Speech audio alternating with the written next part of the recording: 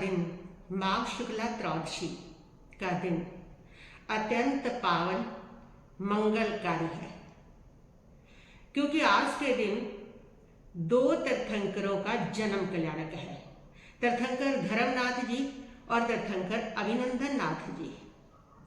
इसलिए आज के दिन की हुई ये साधना अत्यंत प्रभावशाली होती है, क्योंकि तीर्थंकरों के जन्म कल्याणक कोई साधारण जन्मदिन नहीं होती।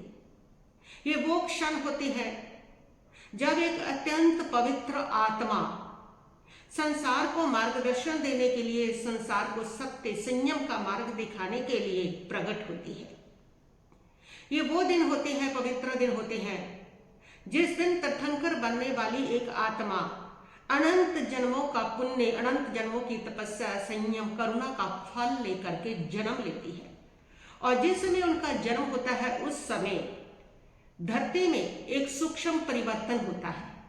चारों गतियों के जीवों में, मनुष्य, नरक, त्रयंच, देवलोक, चारों गति के जीवों में एक शांति की, धर्म की तरंग उन तक पहुंचती है, लहरित होती है। ऐसे पवित्र ऊर्जा का दिन होते हैं। इसलिए आज के दिन किया गया कोई भी साधना, कोई भी तप, कोई भी मौन, कोई भी धर्म की क्रिया, आज जो भी आप करते हैं वह अत्यंत प्रभावशाली होता है, क्योंकि वे चेतना के अंदर गहरे तक पहुंचता है।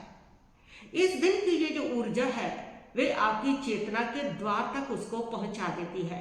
कहने का मतलब है आज का दिन ऊर्जा के लिए खुला हुआ द्वार है।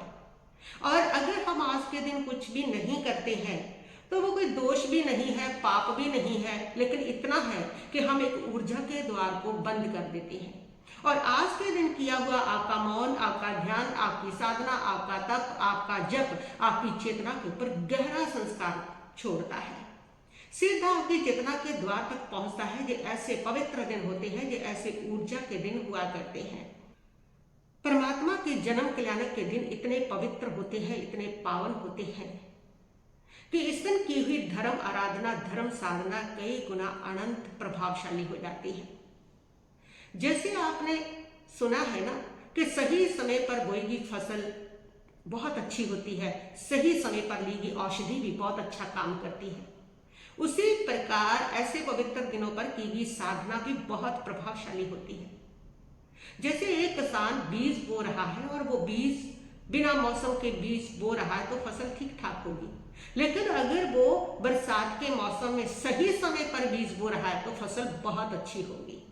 ऐसे ही ये जो जन्म कल्याणक होते हैं, परमात्मा के कल्याणक आते हैं, जितने भी जन्म कल्याणक है, दीक्षा कल्याणक है, केवल ज्ञान कल्याणक है, निर्वाण कल्याणक है, गर्भ कल्याणक है, जितने भी कल्याणक आते हैं, ये आध्यात्मिक जगत की वो बरसात होती है। ये सही समय होता है संयम के बीज बोने का, ये सही समय होता है व्रत के बीज बोने का, ये सही समय होता है धर्म के बीज बोने का, ये सही समय होता है सेवा का बीज बोने का, ये सही समय होता है शुभ भावों का बीज बोने का सही समय होता है। और इसमें आध्यात्मिक जगत की जो फसल है, आपके आध्यात्मिक गुणों की जो फसल है वो बहुत अच्छी होती है, आत्मा के ऊपर संस्कार गहरे होते हैं। इसलिए जन्म कल्याणक पर साधनाएं की जाती हैं। तो आइए क्या करें हम इन जन्म कल्याणकों पर। आज 11 नमकार महामंत्र पढ़े, एक लोगस का पाठ कर ले, एक नमोथनम का पाठ करें।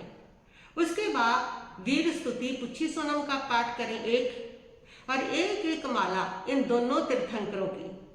ओम ह्रीं श्रीं अभिनंदन नाथाय अर्हते नमः। ओम ह्रीं श्रीं अभिनंदन नाथाय अर्हते नमः।